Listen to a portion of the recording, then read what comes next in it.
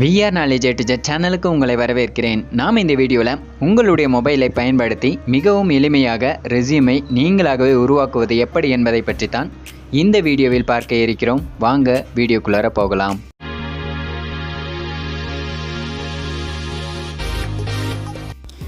இதுவரைக்கும் நம்ம சேனலை சப்ஸ்கிரைப் பண்ணலன்னா சப்ஸ்கிரைப் பண்ணிக்கோங்க.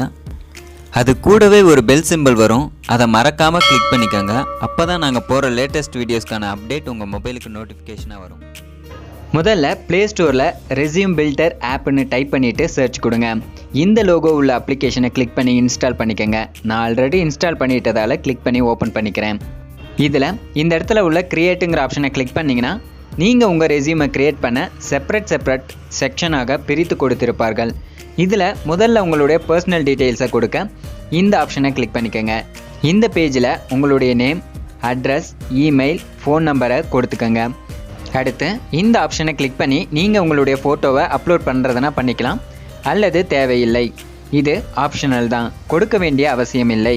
உங்களுடைய ஃபோட்டோவை அப்லோட் பண்ணிட்ட பிறகு இதை ரிமூவ் பண்ணணும்னு நினச்சிங்கன்னா இந்த ஆப்ஷனை கிளிக் பண்ணி ரிமூவ் பண்ணிக்க முடியும்.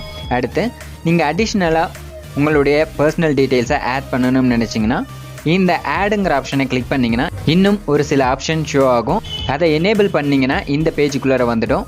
அதில் உங்களுடைய எக்ஸ்ட்ரா பர்சனல் இன்ஃபர்மேஷனை கொடுத்துட்டு சேவுங்கிற ஆப்ஷனை கிளிக் பண்ணிக்கோங்க.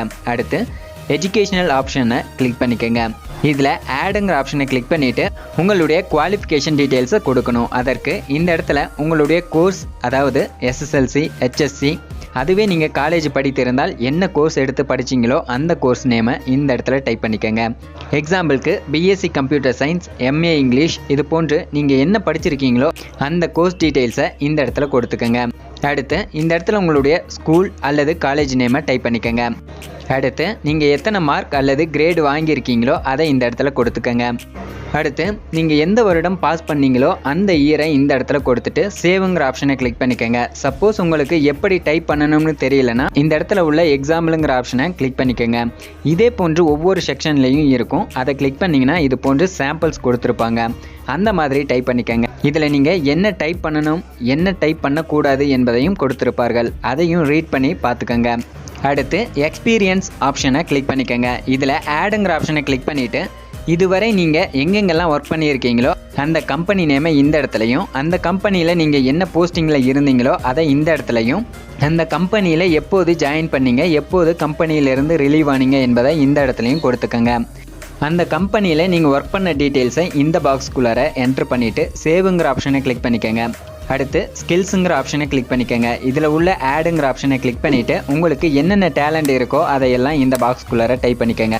இதில் லெவல்ஸ் எதுக்காக கொடுத்துருக்காங்கன்னு பார்த்தீங்கன்னா, நீங்கள் கொடுத்துருக்கிற ஸ்கில்ஸில் எக்ஸாம்பிளுக்கு சேல்ஸ்ன்னு டைப் பண்ணியிருக்கீங்கன்னா அதில் நீங்கள் எந்த லெவலில் இருக்கீங்க, பிகினரா, இன்டர்மீடியேட்டரா, அட்வான்ஸ்டு லெவலா, எக்ஸ்பர்ட்டாங்கிறத செலக்ட் பண்ணிக்கோங்க. அடுத்து ஆப்ஜெக்டிவ் ஆப்ஷனை செலக்ட் பண்ணிக்கோங்க. இதில் உங்களுக்கு எப்படி ஆப்ஜெக்டிவ் டைப் பண்ணணும்னு தெரியலனா இந்த இடத்துல உள்ள செலக்ட் ஆப்ஜெக்டிவ்ங்கிற ஆப்ஷனை கிளிக் பண்ணிங்கன்னா நிறைய மாடல் ஆப்ஜெக்டிவ் ஷோ ஆகும். இதில் எந்த ஆப்ஜெக்டிவ் உங்களுக்கு சூட்டபுளாக இருக்குமோ அதை செலக்ட் பண்ணிக்கோங்க. அடுத்து ரெஃபரன்ஸ் ஆப்ஷன் மோஸ்ட்லி யாரும் கொடுக்க மாட்டாங்க, அதை ரிமூவ் பண்ண இந்த இடத்துல உள்ள ஆட் மோர் செக்ஷனுங்கிற ஆப்ஷனை கிளிக் பண்ணிவிட்டு உங்களுக்கு தேவையானதை ஆட் பண்ணுறதுனா ஆட் பண்ணிக்கலாம், அல்லது ரிமூவ் பண்ணுறதுனா ரிமூவ் பண்ணிக்கலாம். நமக்கு இப்போ ரெஃபரன்ஸ் தேவையில்லை என்பதால் அதை டிசேபிள் பண்ணிவிட்டு ஒன் ஸ்டெப் பேக் வந்தீங்கன்னா ரெஃபரன்ஸ் ஆப்ஷன் டிசேபிள் ஆகி இருப்பது தெரியும். அடுத்து நீங்கள் ஏதாவது ப்ராஜெக்ட் பண்ணியிருந்தால் அந்த ஆப்ஷனை கிளிக் பண்ணிவிட்டு ப்ராஜெக்ட்டுக்கான டைட்டிலையும் ப்ராஜெக்ட் பற்றிய டீட்டெயில்ஸையும் கொடுத்துட்டு சேவுங்கிற ஆப்ஷனை கிளிக் பண்ணிக்கோங்க.